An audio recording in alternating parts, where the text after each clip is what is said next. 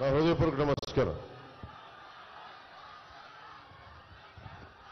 మీకు పోయినసారి తెలుసు విజయవాడ వెస్ట్కి వచ్చినప్పుడు ఎంత బలమైన నాకు స్పందన వచ్చిందో. ఈసారి కూటమి తీసుకున్నప్పుడు ఇది జనసేన స్థానం అని మనం కన్ఫర్మ్ అయ్యి మనకి గాజు గ్లాస్ గుర్తు జనసేనకి మనకి మన నియోజకవర్గం అయినప్పటికీ మన పోటీ మనకి పొత్తులో మనకి రావాల్సిన నియోజకవర్గం అయినప్పటికీ నన్ను భారతీయ జనతా అధినాయకత్వం ఒకటి అడిగింది.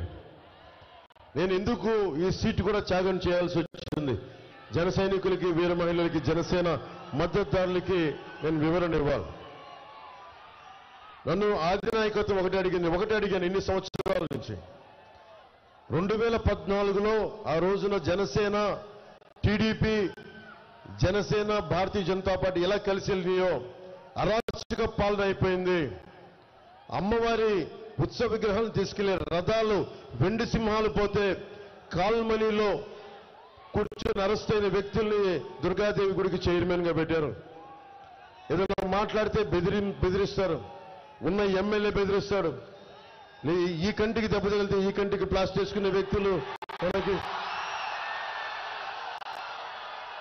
వాళ్ళ నాటకాలకి ఒకటో రెండో, వాళ్ళ నాయకుడికి దెబ్బ తగిలితే ఆ రాయి అంటే విచిత్రంగా ఇటు పడితే ఈయనకెళ్ళి అది ఇటు తిరిగి అటు తిరిగి 360 డిగ్రీ తిరిగి ఇటు తగిలిందంట. దానికి పాపం చాలా బాధపడుతున్నారు. ఇలా కన్ను కొడితే ఇలా చాలా పెడితే. నేను సినిమాలో కూడా అంత నటన నా వల్ల కాదు, నేను అంత పెర్ఫార్మెన్స్ నేను ఇవ్వలేదు. కానీ ఆస్కర్ లెవెల్ పెర్ఫార్మెన్స్ మీరు నిజంగా అభివృద్ధి చేసి ఇందాక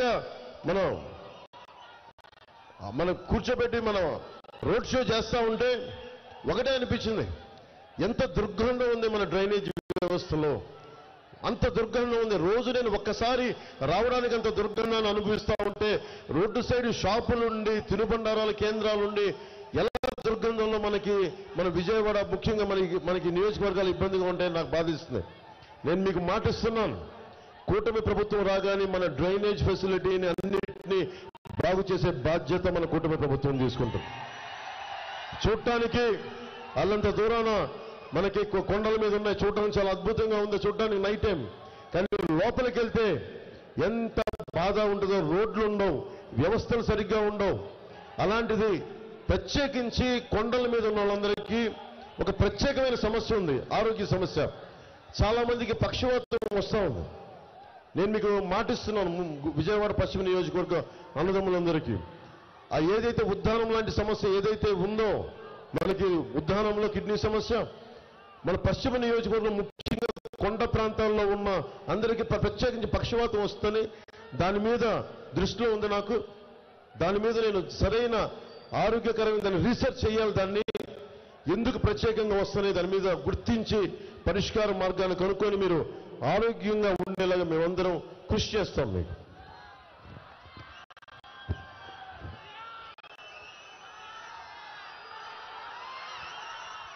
విజయవాడ ఈస్ట్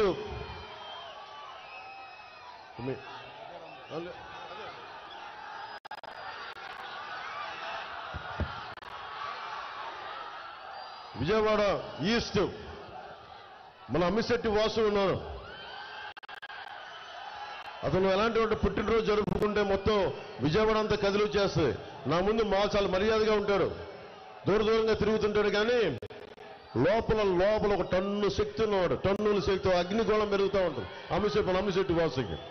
నిలబడే నాయకుడు, భవిష్యత్తులో విజయవాడకి బలంగా ఉండే జనసేన నాయకుల్లో బలమైన వ్యక్తి.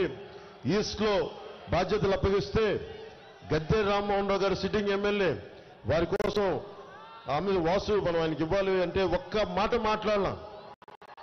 అన్నా నువ్వు చెప్పన్నా నీ మాట నేను వింటాను అంతే చెప్పి మనస్ఫూర్తిగా ఈ రోజున కూటమికి గద్దె రామ్మోహన్ రావు గారి కోసం విజయవాడ తూర్పు నియోజకవర్గం నుంచి గద్దె రామ్మోహన్ రావు గారు సిట్టింగ్ ఎమ్మెల్యే పోటీ చేసిన ఆయనకి అండగా నిలబడ్డాడు. అమ్మిశెట్టి వాసుకి మన విజయవాడ ప్రజలందరి తరఫున జనసేన పార్టీ తరఫున నువ్వు ఇంత అండగా కూటమికి నిలబడినందుకు మనస్ఫూర్తిగా నా హృదయపూర్వక కృతజ్ఞతలు వాసు నీకు.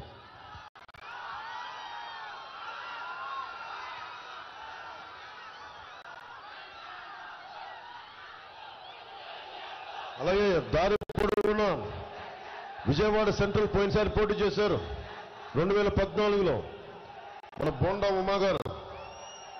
వారికి నా హృదయపూర్వక నమస్కారం.